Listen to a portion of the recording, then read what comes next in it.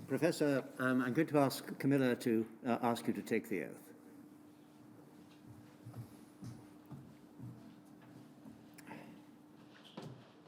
Please state your full name. Carmen Marcela Contreras. And please repeat after me. I do solemnly, sincerely, and truly declare. I do solemnly and truly declare And affirm that the evidence I shall give and affirm that the evidence I shall give shall be the truth, the whole truth, and nothing but the truth. shall be the truth, the whole truth, and nothing but the truth. Thank you.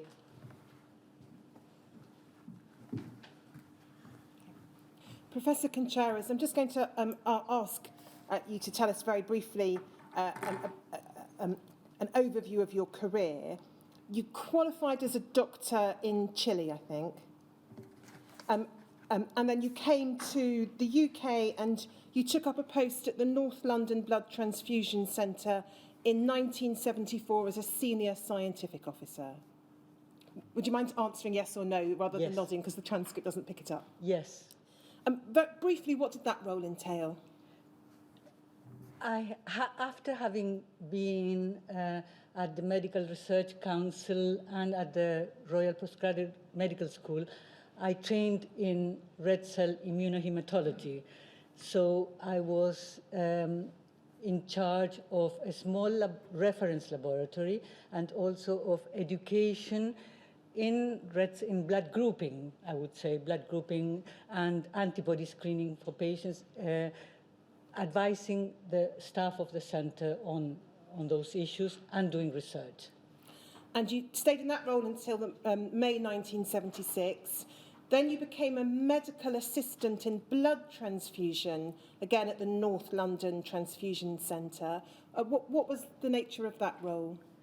It was very similar to the previous one, but I had revalidated as a doctor in the UK, and I had taken all my memberships and my exams, so I could be paid as a doctor. I had come as a British Council scholar, and then I could enter the rat race, as you would say, and become a medical doctor.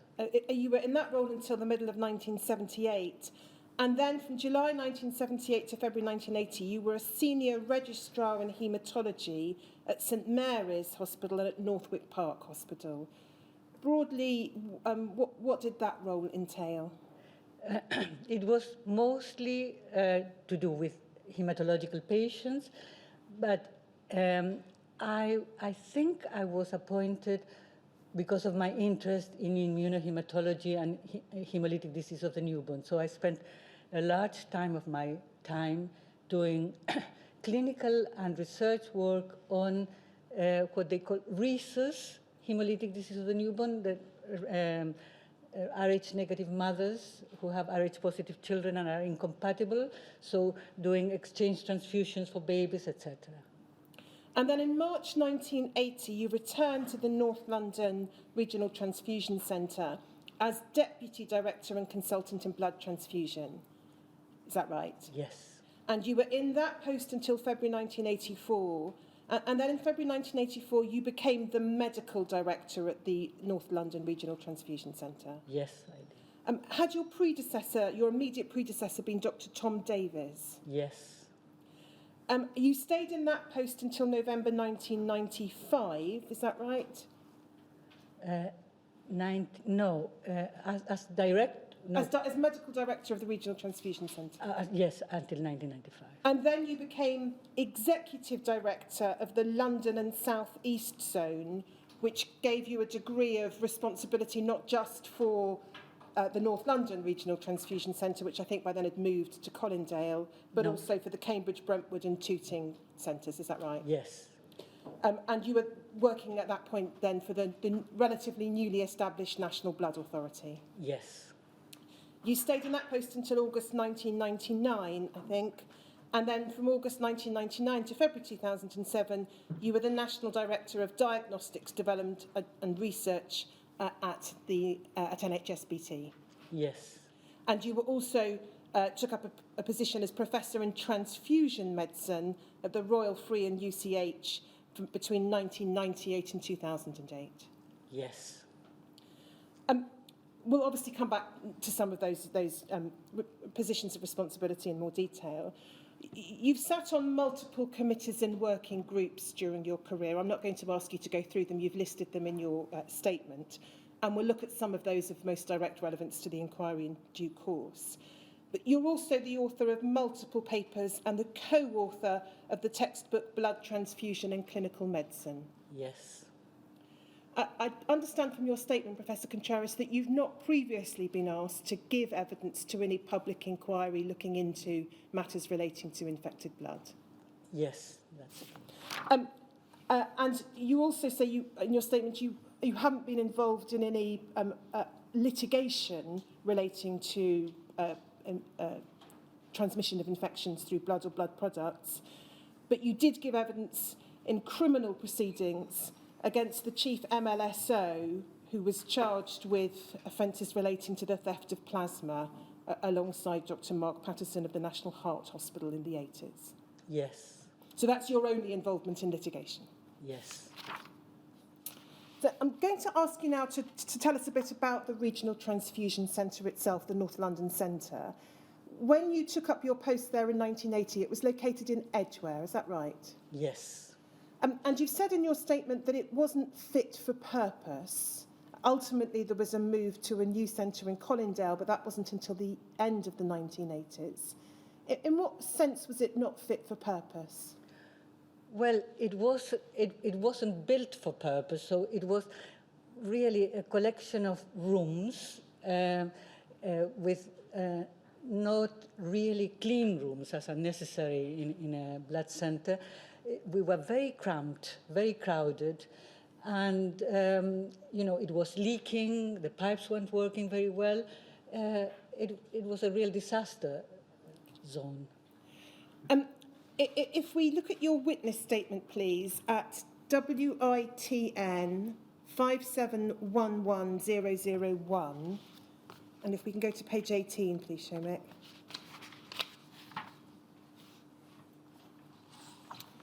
You describe here the staffing and structure of the centre during your period as director, and I'm going to just take this from your statement because it's a useful summary. So you tell us in paragraph 71 that by the mid-90s the staffing was around 350 people. That comprised medical and scientific doctors, MLSOs. Can you just tell us what the role of the MLSO was? The medical laboratory scientific officers who train in the service as compared with scientific officers who have a university degree. But then they become proper scientists. But they train from when they leave school, and they're trained mostly in the National Health Service. And in our case, we trained and they have to pass exams from junior MLSO to proper MLSO, chief MLSO, and senior MLSO, medical laboratory scientific officer. And then going back to paragraph 71, you describe scientific officers, nurses, technicians, laboratory aides, admin and clerical staff, drivers, team leaders, donor attendants, cleaners and porters. I'll come back to some of the staffing issues in relation to donor sessions at a later stage. If we then go down to the bottom of the page, and we just see the departments. So you tell us there the structure of the centre comprised of departments as follows. Donor services, and if we go to the top of the next page, the donor services department had responsibility for donor records, donor organisation, donor recruitment and publicity, call-up and donor communications. And again, we'll come on to a number of those areas in the course of the morning. Mobile teams, doctors, nurses, donor attendants and drivers. And you say that section had the majority of staff members. Is it right to understand those are the teams that are going out to various different locations to undertake the donor sessions? Yes, and also at the static clinics. And then you refer to the static clinics for routine and apheresis donations. We'll come on back to some of those issues. They had doctors, nurses, donor attendants and receptionists. Then we have the components laboratory or processing of blood. So that's the laboratory where the mechanics of the processing of the blood that has been collected at the donor sessions is then processed into its various components. Yes. And then we have the biochemistry lab, and then the microbiology lab. And that's where, amongst other things, the testing or screening for viral infections would be undertaken. Is that right? Yes. And was that very much the responsibility of Dr. John Barbara at the North London Centre? Yes, it was, well, Dr. John Barbara's responsibility and the consultant in charge of that microbiology, the medical consultant.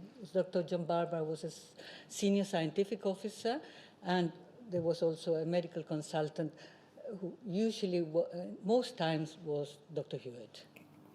And we anticipate hearing from both Dr. Hewitt and Dr. Barbara over the coming hearings. And then we have, bottom of the page, the blood group serology or red cell immunohematology department. And then if we go over the page, we can see a range of other departments set out there. J refers to the teaching and training department, planned training for all grades of staff at the centre, as well as for senior registrars, nurses and MLSOs on rotation, training and teaching performed by consultants, scientists, nurses and MLSOs. And I'll come back to some aspects of training in due course. And then we can see the remaining departments there set out, including the quality department. So your statement gives the impression of a large centre. Was the North London Centre one of the largest regional transfusion centres in the country? Physically, we weren't, but in complexity, we were, because our client hospitals, because of the demographics of life, and because we had the most demanding hospitals. So yes, insofar as the complexity of the work that we did, we were the most complex. And yours was one of 2 regional transfusion centres in London, the other being the South London Centre in Tooting, is that right? 3, it was Brentwood as well. Okay, so if we count Brentwood as part of London. We'll look at some documents which give a flavour of the range of hospitals that were supplied by the centre in due course. But you were responsible effectively, or the centre was responsible for supplies to the whole North Thames region, is that yes, correct? Northwest Thames. Northwest Thames region. And that would encompass a number of the big teaching hospitals in London. Yes. Was there any particular relationship or liaison between your centre and the South London Centre or the Brentwood Centre, other than through the divisional meetings? Well, at the regional transfusion directors meetings as well, and the divisional meetings, and sometimes we might talk on issues, on professional issues. But can I just ask you a little more, first of all, about your role and responsibilities in that period of time in the early 80s when you were the Deputy Director and Consultant in Blood Transfusion, so from 1980 until early 1984 when you took over from Dr. Davis. What particular areas of the centre's work did you have responsibility for as Deputy Director? mostly the scientific areas. Well, I was interested in red cell immunohematology, blood grouping and antibody screening and transfusion reactions in hospitals. Teaching. I've always been passionate about teaching, so teaching not only of the center staff, but of the hospital staff. And HLA typing, quality as well. And yes, and I started becoming interested in transfusion microbiology. And then once you took over as director in February 1984, you were ultimately responsible for all aspects of functioning of the centre. Is that right? Yes, yes. Ultimately, yes, but I had the regional health authority managing me, but I was answerable to them. Yes. And if we just go back to your statement, just to get an overview of the kind of areas of responsibility you had, if we put the statement back on screen, please, Shamik, thank you, and we go to page 14, bottom of the page. You tell us at paragraph 52 at the bottom of the page that you were responsible for budget control, collection, processing, testing, storage and distribution of blood, plasma and blood components. Over the next page, you were responsible for the provision of reference services in transfusion medicine and the provision of advice and training in transfusion medicine. I'm going to be asking you quite a lot about that later, Professor Contreras. Responsible for regulatory compliance and research and development into blood transfusion. You were responsible for the design, ultimately responsible for the design and technical requirements of the new centre and the move from Edgware to Colindale. And then paragraph 57, you talk about how, when you took over your directorship, you established firm relationships with the hospitals which the centre served. And again, I'm going to come back to that. Paragraph 58, you refer to training and research in relation to transfusion medicine and transfusion transmitted infection. So that's a broad overview, is it, of your responsibilities as director? Yes. Now, you mentioned a few minutes ago the Regional Health Authority. You were ultimately accountable to the Regional Health Authority, and that was the North West Thames Regional Health Authority. Yes. You told us in your statement that you would have monthly meetings with the Regional Medical Officer. What was the purpose of having such regular contact?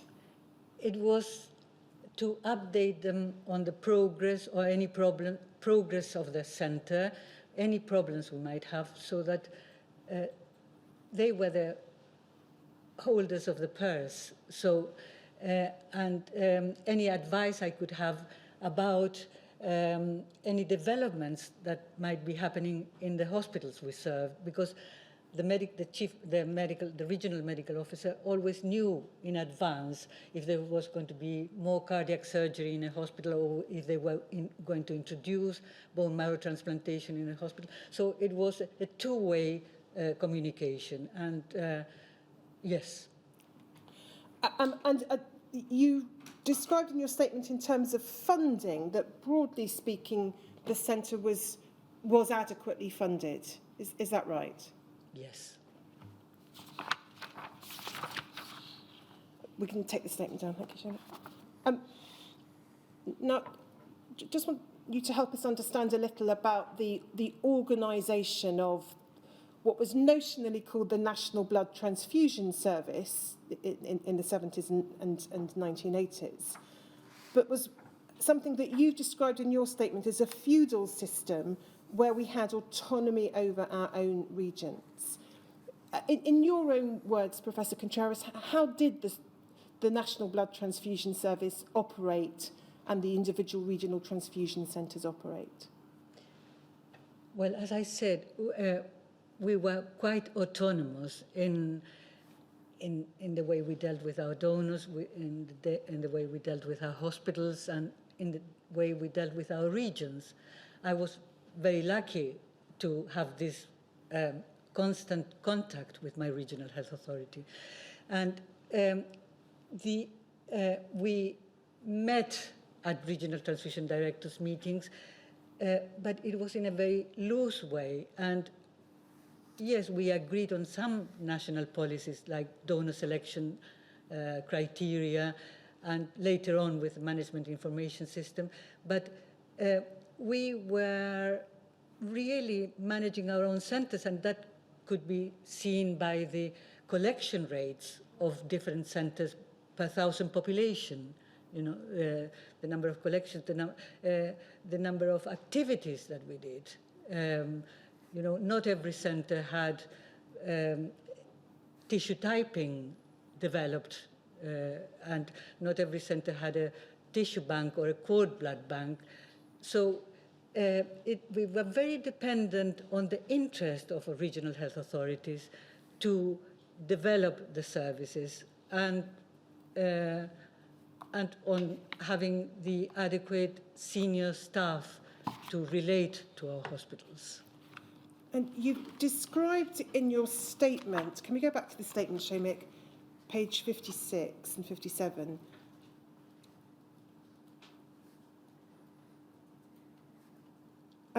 strengths and weaknesses of the National Blood Transfusion Service. We'll look just briefly, first of all, at what you say were the strengths. Voluntary, altruistic, repeat donation, a truly public service. Public saw it as a national rather than regional service. Pride in staff. You talk about an improved information exchange between centres. Is that at the point in time at which it became a genuinely national service rather than the feudal system of the 70s and 80s? No, I think that we had some information, but of course, with the creation of the NBA, well, there were no more centers or center management teams, but gradually we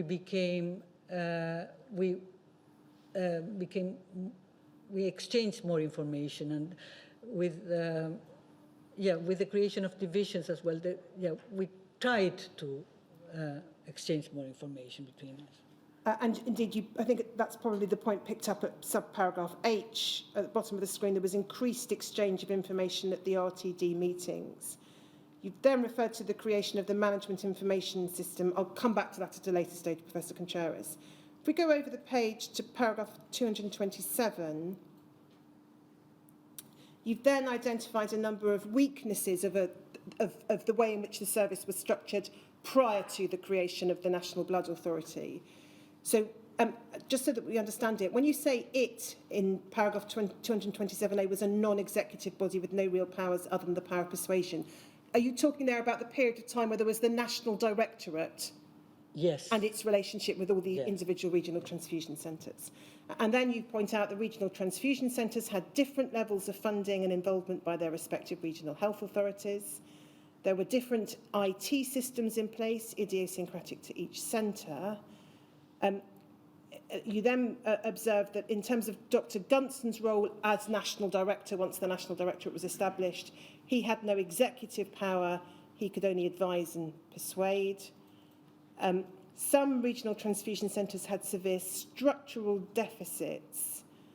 What did you mean by that? That they were not adequately funded. RTCs were very different administratively and managerially. There was duplication of research and development and little collaboration between centres. Productivity was different at different centres. Innovation was different at different centres. Efficiency was different at different centres. And you refer to the comparison of collections of blood and plasma per million in population. And liaison with hospitals was different at different centres. As consultants and scientists at some centres had little or no relationship with clinicians at the hospitals they served. So that's a description of the downsides, as it were, of having a system of a number of regional transfusion centres, each autonomous, accountable only to their regional health authority. Is that right? Yes. In terms of the system of regional transfusion director meetings, I think those took place roughly 4 times a year. You were a regular attender at those meetings once you became director. Yes. And what did you see as the main purpose or benefit of those meetings?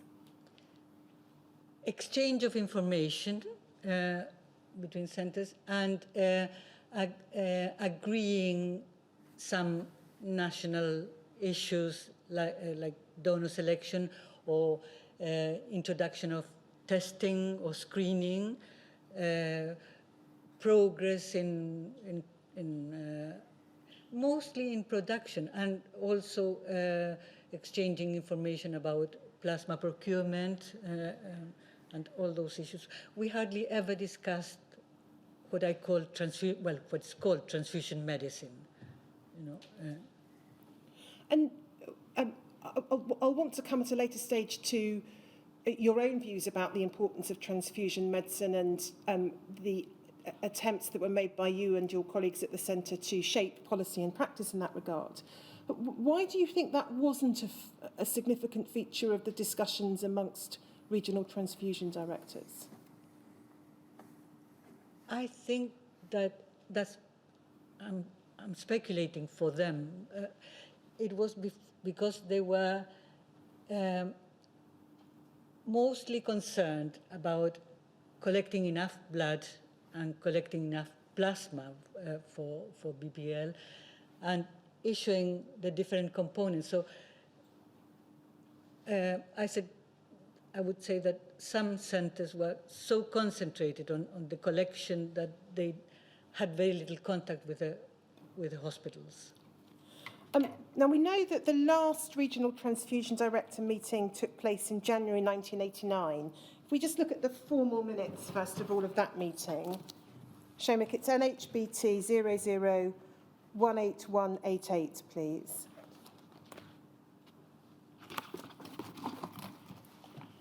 We can see the date there, 18th of January 1989, and we can see, Professor Contreras, that you were in attendance. If we go to the second half of the second page, you'll see, Professor Contreras, there's a heading National Directors Report, communications with the Directorate, and there's a report from Dr. Gunson. I don't need to ask you to look at the detail of it. But if we look at the bottom paragraph, we can see Dr. Gunson reporting that since the last RTD meeting, a National Management Committee had been established, and he proposed meetings between the committee and divisions. And then it says towards the bottom of the page, if this role for the National Management Committee and the divisions was agreed, he asked directors to consider the future of the RTD meeting and suggested that go to the top of the next page, business part of the meeting should be shorter, and then there's a discussion reported. I'm not going to go through all of it, Professor Contreras. I think you've seen this document and were asked about it in your statement. That long paragraph talks about how contact would be maintained between Dr. Gunson and Professor Cash. And then the second paragraph records Dr. Wagstaff summarising the discussion, which led him to ask if it was the wish of those present that the RTD meeting should be discontinued and be replaced by an annual meeting open to all NBTS consultants with a scientific agenda. This was agreed unanimously. Now, there's no record there to any particular contribution from you, but I think you've seen very recently, and it was referred to in the course of Dr. Napier's evidence, a different account of this meeting, which suggests that the idea of ceasing to hold RTD meetings regularly was your idea. We'll just have a look at that and then I'll ask you about it. So that alternative record of the meeting is SBTS 40-628_011.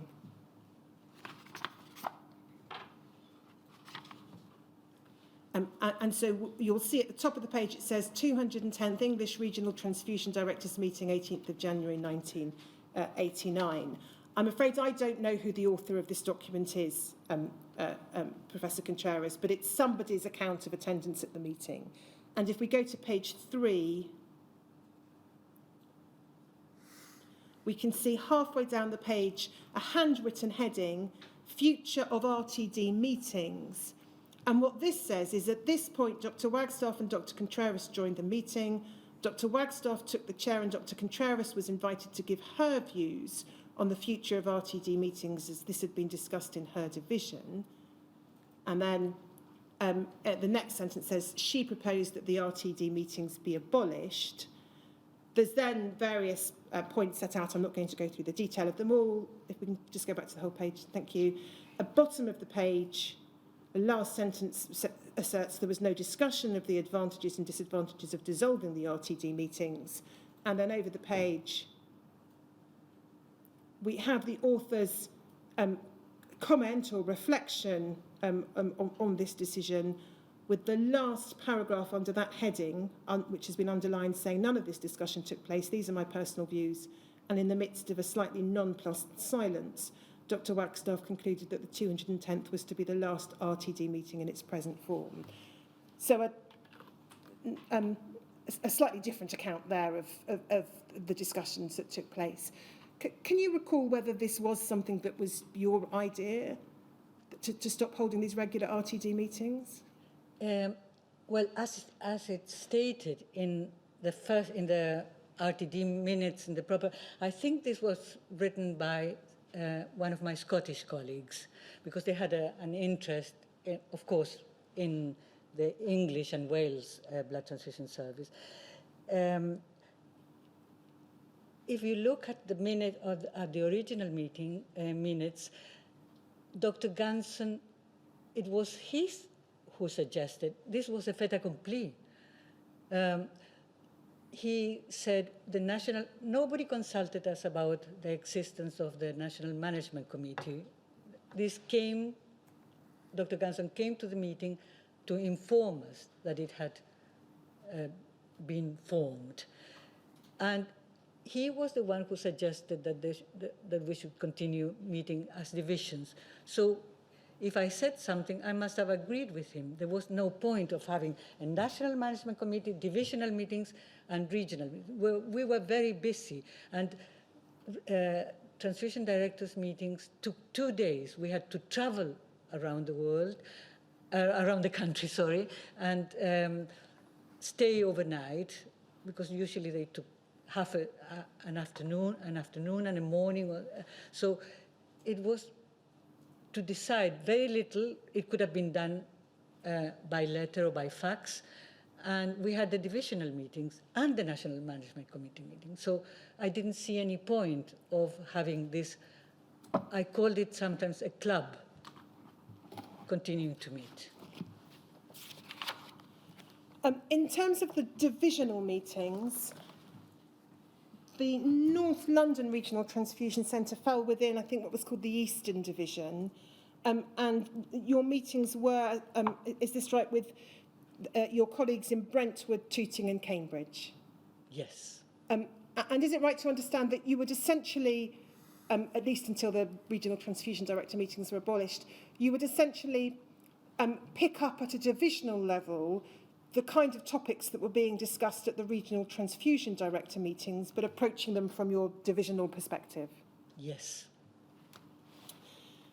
Now, we know, obviously, as the 90s moved on, the National Blood Authority was established. And I just want to ask you about the views you expressed about that at the time, which you set out in a letter to Dr. Gunson. So that's NHBT 301875, please, Shomek.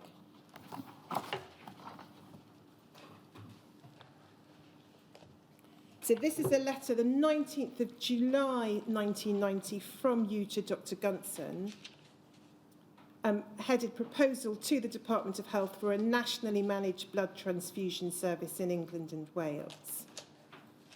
And you say this in the second paragraph.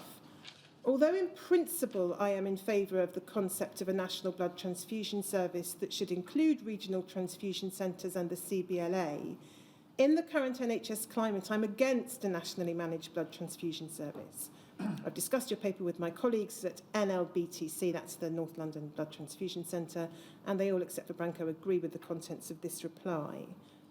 And then you say, in the next paragraph, if I pick it up in the fourth line, however, the paper, Dr. Gunson's paper, does not provide any concrete evidence that national management would improve local management in the BTS. In some regions like our own, there would simply be another tier of management, since we effectively are managing the centre ourselves and are not dictatorially managed by the Regional Health Authority. And national management would increase costs, reduce local accountability, and be contrary to the current climate of dispensing with large national organisations. You then talk about the coordination work undertaken by the National Directorate since its inception. And then if we go over the page, you then set out a number of numbered reasons for being against a nationally managed blood transfusion service. I'm not going to go through all of them, but I just wanted to pick up a couple with you. The first is what you say at paragraph 2. You say in the third line of paragraph 2, national management would not supplement and support local management, but would remove a level of responsibility we currently hold. And also, very importantly, the local pride of staff. It would no longer be our centre working for our hospitals. We'd be directed nationally difficult to maintain staff loyalty and pride. We cannot see how a centrally managed service would make the service more efficient or make the service more accountable. We previously discussed a few minutes ago, Professor Contreras, some of the disadvantages of the autonomous regional transfusion centres, so that people were dependent upon their relationships with their regional health authority. There were different systems, different levels of funding, and different standards and so on. Given that you had those views about the disadvantages of the feudal system, why was it that you were concerned about the establishment now in the 1990s of a national blood transfusion service? I think that I believe that it hadn't gone far enough. This was a middle-of-the-road solution with no funding, with a large number of additional management staff with high,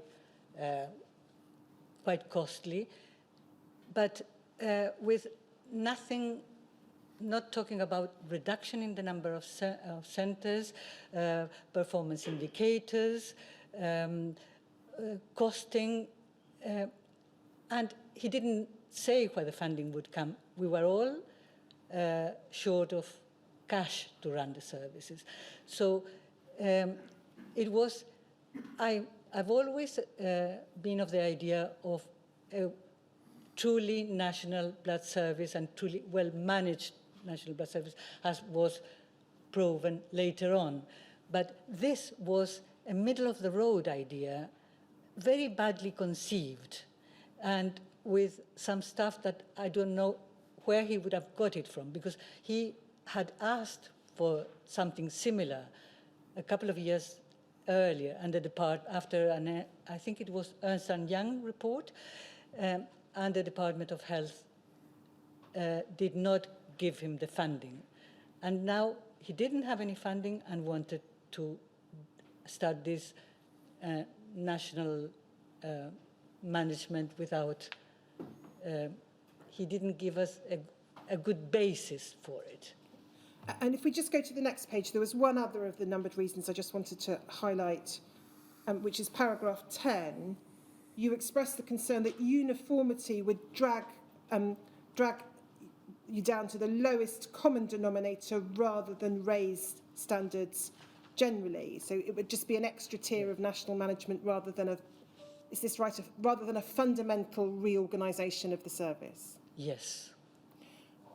Now, obviously, the National Blood Authority was in due course established, and indeed you took on a role in the mid-90s with the National Blood Authority and subsequently with NHSBT.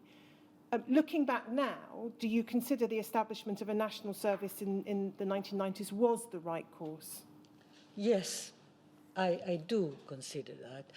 And I was really the chairperson of the National Blood Service Committee that, together with Bain and company, the management consultants, proposed the National Blood Authority, but that meant pain because we had to close some centers or some activities at some centers.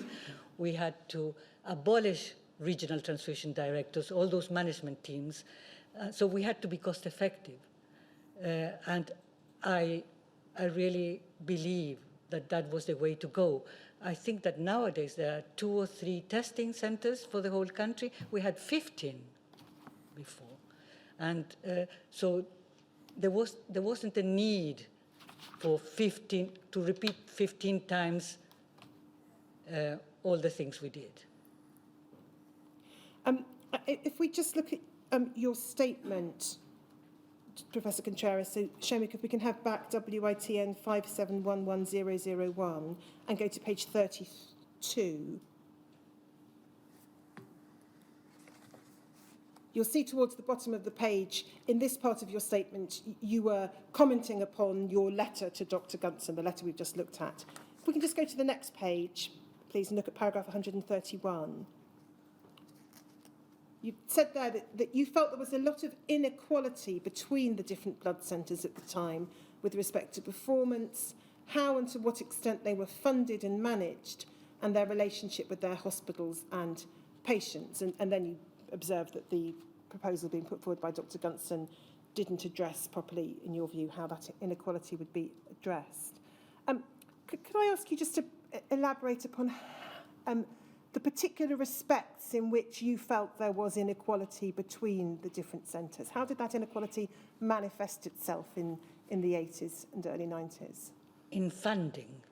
Mostly it was really money. Some regional transfusion centres never met with the regional health authority. They were devolved to the district, and the district had other priorities. So many were very short of cash. There's an example amongst the documents that have been given, for example, of Dr. Martlew asking for a plasmapheresis clinic. You know, we had 3 plasmapheresis clinics. So I saw that there was inequality. We had more consultants. Some of them had 1 or 2 consultants in the transfusion centers. We had more scientific offices. I could see that there was evidence of inequality. And there is a report that you provided me with from the Department of Health showing the inequalities amongst transfusion centers. And just to pick up on that issue of funding, can we just look at a letter that you wrote to your divisional colleagues in August 1991? It's DHSC 0004369_014.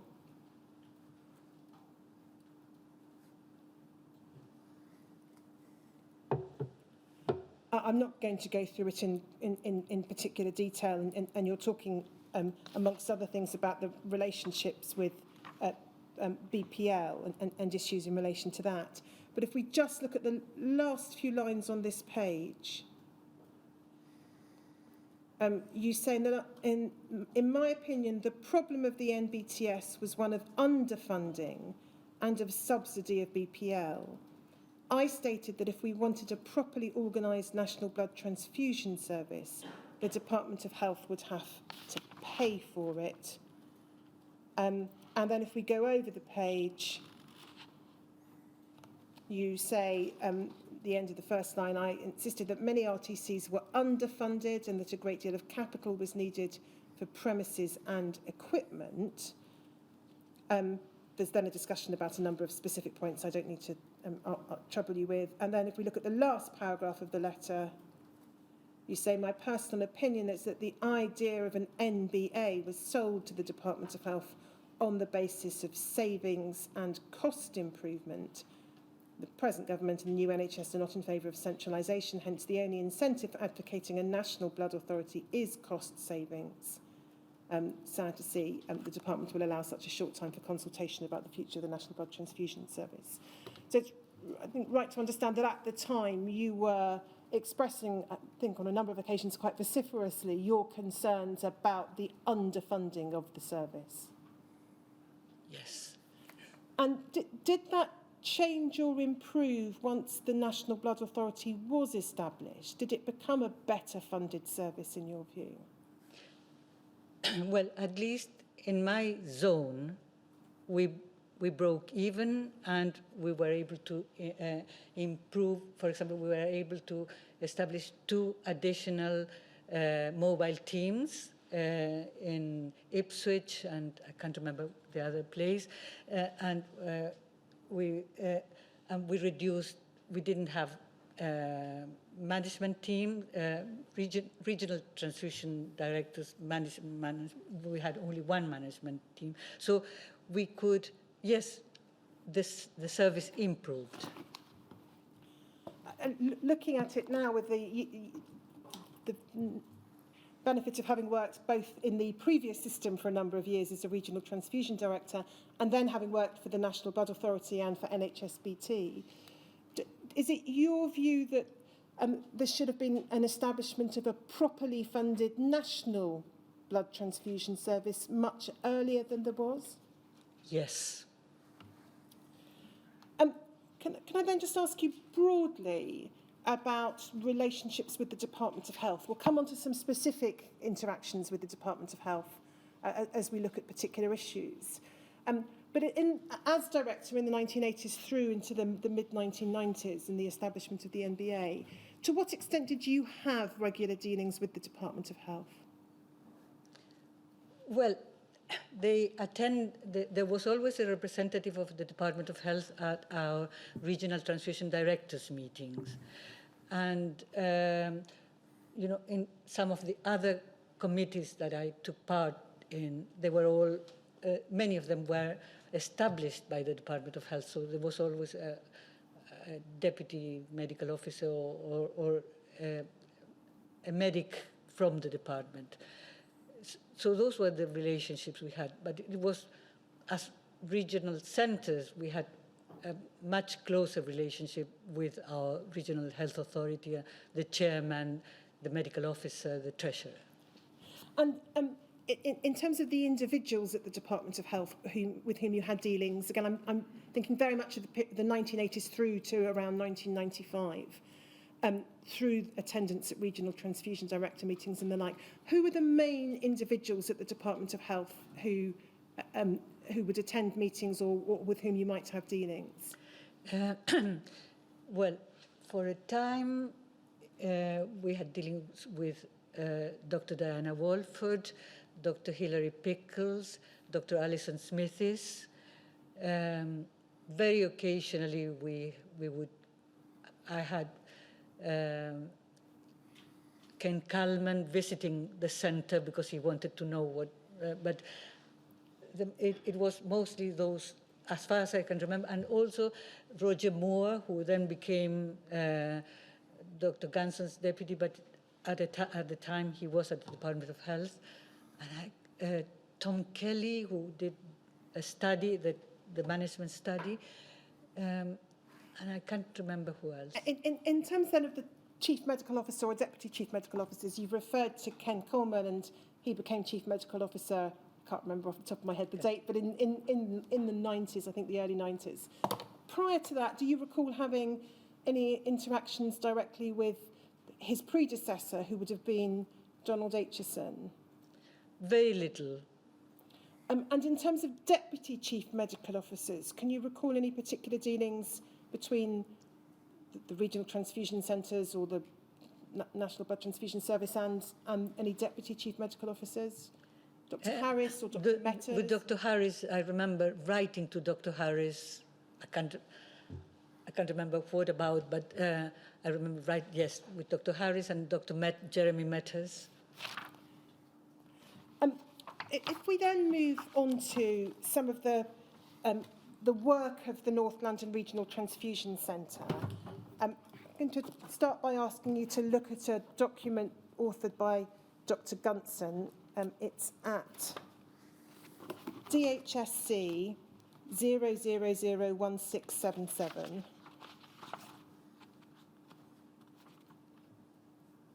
If we go to the second page, you'll see there's a letter from Dr. Gunson to Dr. Smithers at the Department of Health, July 1984, enclosing some documents for discussion. And if we go on to page 5, one of the discussion documents is headed Organisation of the Blood Transfusion Service. And then Dr. Gunson describes the functions of regional transfusion centres, and he divides it into functions performed by all RTCs and then functions performed to a greater or lesser degree. I just want to get a sense of what functions were performed by the North London Regional Transfusion Centre.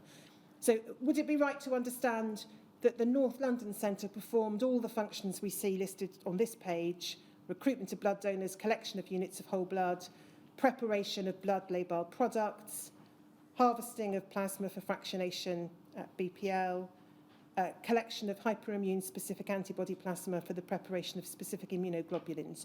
Those are all functions carried out by the North London Centre. Yes.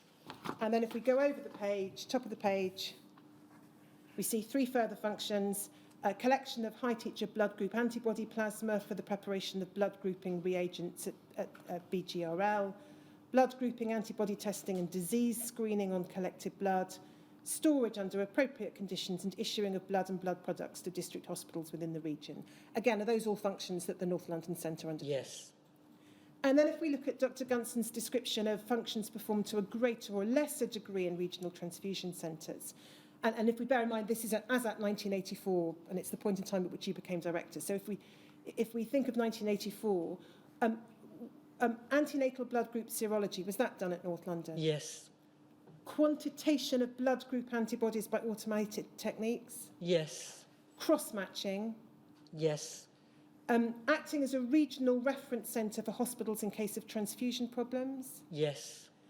Preparation of blood grouping and antiglobulin reagents?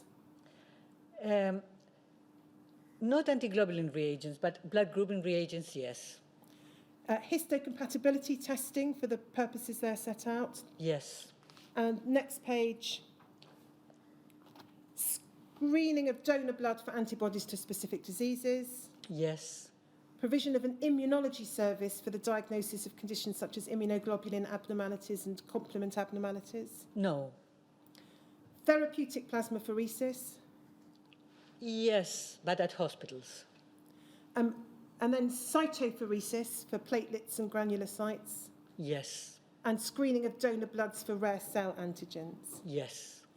So, I think consistent with the impression you gave us in your evidence earlier, the North London Centre carried out a very wide range of functions, more than some of the other centres might have done. Yes, and I must say that there's something missing here, and I forgot to say it when we were talking about my response to Dr. Ganson. I'm sorry to interfere, but it is that never was transfusion medicine included in these documents. You know that for me, the relationship with the blood center and the physicians and surgeons and patients is a great deal of the work of the blood center, should be. And we'll look at some documents and some of your evidence in that regard, I think probably later on today. If we just go to the bottom of this page, well, actually, no, if we just look at paragraph 3, first of all, I just want to ask for your observations on that. So Dr. Gunson said the regional organisation of the service, and in particular with regional financing, means that the primary aim is to provide a service for the region only. This means that difficulties can be experienced in one region because of the special conditions applying, e.g. platelet supplies to the London teaching hospitals, whilst other regional centres could, with planning, provide an excess over their regional needs. Whilst in emergencies RTCs will help each other out, there is little long-term cooperation in the rationalisation of blood collection and preparation of label products between regions, although this occurs sporadically. Would you agree with his observation? Totally. And then we can see at paragraph 4, he refers to some RTCs having assumed responsibilities for the major production of certain products. And an example for North West Thames is anti-tetanus specific plasma. Were there any other particular products that the North London Centre specialised in? Oh, yes. Eventually, we were involved in the collection of all specific plasmas, anti-hepatitis B, anti-tetanus, and we were one of the major producers of anti-D immunoglobulin, anti-herpes zoster. Yeah. Might come back to the issue about hepatitis B immunoglobulin later, Professor Contreras. Again, just sticking with an overview of the centre, if we go to NHBT 0001997, please. This is an annual report for 1993-1994 for the North London Transfusion Centre. We don't, I'm afraid, appear to have any earlier reports. Would it be right to understand that the premises that we see pictured here, these are the new premises, the purpose-built premises in Colindale? Yes, when I was appointed, they told me, you have one wish, Dr. Contreras, and I said, I would like a new centre. And that was 1989, I think, in which you Yes. centre. If we go to page 5 of this report, we can just get a sense of the objectives that were being set by the centre in its 93-94 business plan. And the report describes 8 objectives set for the year. I'm not going to go through all of them, but one is collection, so to collect 225,000, sorry, Chairman, can we go further? Thanks. 225,000 whole blood donations. And it describes the centre having the highest collection rate in the country. And the second paragraph under that heading says a further increase in whole blood donations above the previously high level demanded a number of strategies. Basic to this was the recognition that the service must be more geared towards the needs of donors. I'll come back later, Professor Contreras, to some of the strategies that might have been deployed. But one of the main objectives, therefore, is to meet an identified target in terms of collection of donations. And although this is 93-94, would it be right to understand that every year there would have been a target that you were aiming to reach? Yes, this was our own target after discussion with the hospitals to see what advances or improvements they were making that would need more blood, like liver transplantation, for example. And then I'm going to skip over objectives 2 and 3. If we can go to the right-hand column, objective 4, promote good transfusion practice at hospitals.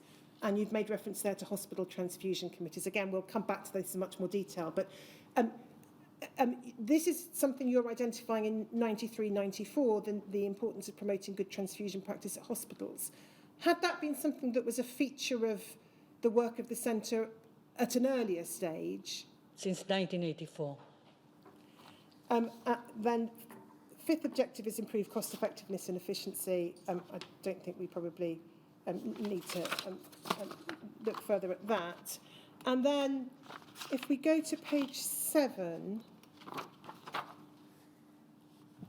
we've got a heading interactions with donors and a number of subheadings. I just wanted to ask you about the heading donor association. And it says under that heading, the donor association continues to be a vital part of our recruitment strategy. And then further description of the work of the donor association is given. And then the next paragraph talks about telephone recruitment campaign and telephone retention of donors and telephoning lapsed donors and so on. So how long had there been a donor association at the centre? Can you recall? Before my time, I think it was started by Dr. Clegg. He encouraged donors to participate, and it was started with, I believe it started with plasmapheresis donors. And so one of the means of trying to meet your targets and ensure you had enough donations was to have this good relationship with donors, is that right? Yes. And to use donors to try and help you to increase the number of donations. Yes. We had every year, or every 6 months, we had donor award ceremonies as well for donors who had given 50 or 100 donations. So there are many donors who have given 100 donations in their life. And if we go over to the next page, we've got a heading, donor recruitment, the personal touch. Reference to call-up letters, posters, telephone calls, work of a public relations team, and so on. So would it be right to understand that there might be a number of ways in which, as a centre, you could seek to try and increase the amount of blood that you collected? Yes. And I believe that the best one was giving good customer service to the donors, feeling them feel wanted and important, and that brought more donors in. And then if we just go to page 19, please, we've got some statistics in terms of donation targets and number of donations. So this tells us about 89 onwards. I'm afraid we don't have similar statistics for the period prior to 1989. But we can see, can we, in that table or chart on the left, that for the year 89 to 90, you had a target of 210,000 donations. It wasn't met in that year, but you collected 194,423. And then we can see increases in the number of donations collected over the following years, so that in 1991, 1992, you exceeded the target, and you continued to exceed the target over the following 2 years. Is that the right way to understand this? Yes. And then if we can just go to paragraph 24, so page 24. This is to get a sense of the geographical area and the number of hospitals served by the North London Centre. Obviously, again, this is as at 1993-94, so the position may have been a little different in earlier years. But we can see, I think, from this list that there are a large number of NHS hospitals to which the centre supplied blood and blood products, including a number of leading hospitals in London, such as Charing Cross, Chelsea and Westminster, Great Ormond Street. We've got Harefield, Northwick Park, Royal Brompton, Royal Free, and so on. So a number of the leading teaching hospitals in London, as well as a range of other hospitals. And then you also supplied private hospitals. Yes. Okay, had that always been a feature of the centre's responsibilities? Yes. Private hospitals were always dependent on the blood service, and still are. And then during the 1980s and first half of the 1990s, can you remember which haemophilia centres the centre supplied with factor concentrates? We never supplied factor concentrate because it went directly to the haemophilia centres. So let's start with commercial concentrates. Would it be right to understand then that the centre never held commercial concentrates? Never held commercial concentrates. So if, for example, the haemophilia centre at the Royal Free Hospital, which fell within your area, wanted to purchase commercial concentrates from Immuno, that would be a relationship directly between the Royal Free and the pharmaceutical company, and it never had anything to do with the centre. Nothing to do with it. And you didn't store the concentrates for any of the centres? No. Our allocation went directly to the hospitals that needed it, to the haemophilia centres. So I want to deal with commercial concentrates and then BPL completely separately. So in terms of commercial concentrates, did you have any allocation, or was that absolutely nothing whatsoever? Nothing whatsoever. And then in relation to concentrates manufactured by BPL, so BPL factor 8, factor 9 concentrates, you're supplying the plasma to BPL over the years. Am I right to understand then that the concentrates that you are then allocated under the pro rata system didn't physically come back to you, but would go directly from BPL to the individual haemophilia centres? Yes. Okay. So you had no role in distributing factor concentrates at all? And do you recall, was there any system of regular meetings or discussions with the haemophilia centre directors within the North West Thames area? Peter Kernoff was the director of the Royal Free Haemophilia Centre, and he was part of some of the meetings that was it the National Management Committee or the liaison with Elstree, with BPL, and of course since we all had hospitals allocated to us. For example, I had the Royal Free, so the Haemophilia Centre director would attend our hospital transfusion committee. So with every haemophilia centre that there was in the region, there was a consultant, and they would attend our. But the hospital transfusion committees, I think, were a creation of the early 1990s or thereabouts. Or No, do you we started them a little bit earlier, but yeah.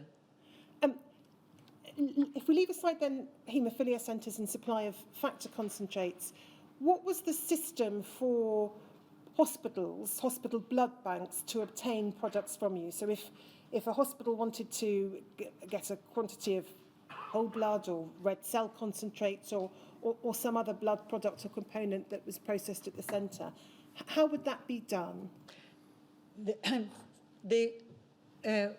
according to the historical demand, we would be providing, we always believed that most of the blood needed to be in the hospitals and not with us. We didn't want to hoard it. So we gave them what they needed.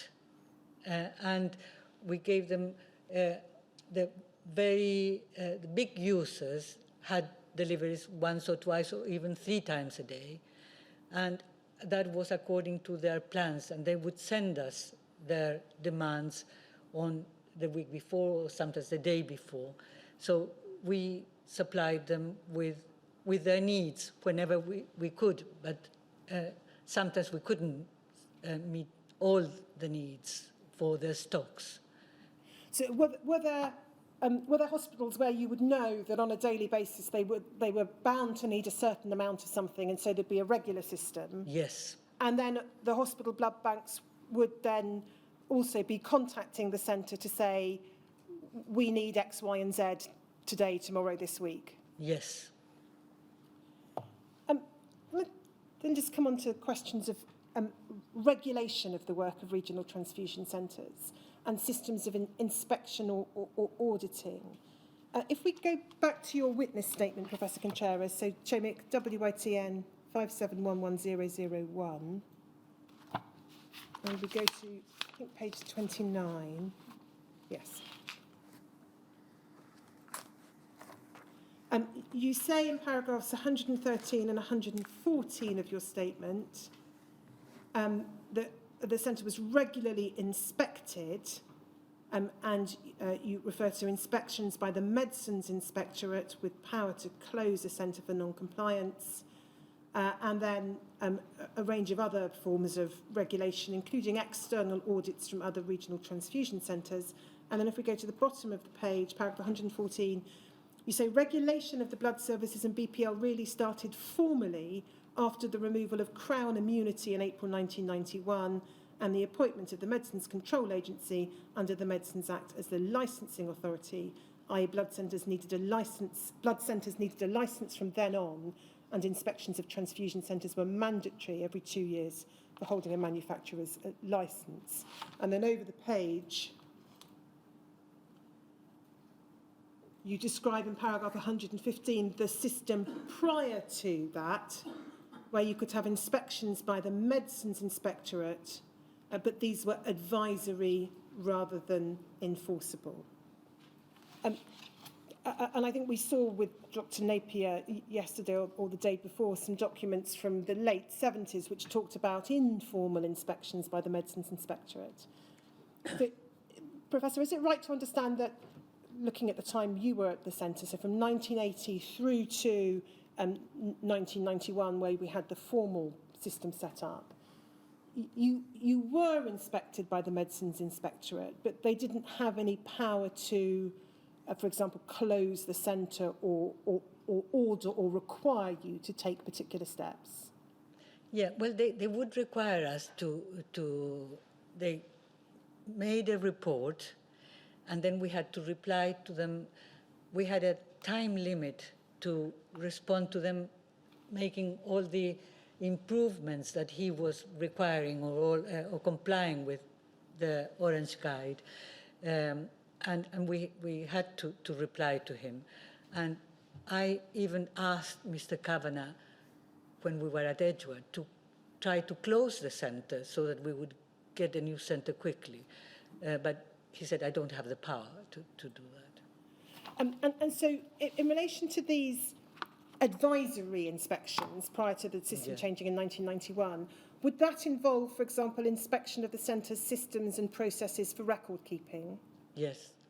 And the donor selection, donor screening systems, would those be inspected? Yes. And processes of testing, so microbiological testing, for example, would that also be part and parcel of the inspection process? And recommendations might then be made. Yes. And is it right to understand they couldn't be enforced, but the expectation was that you would comply with the recommendations? Yes. And I think we've got an example of an inspection report at NHBT 306240.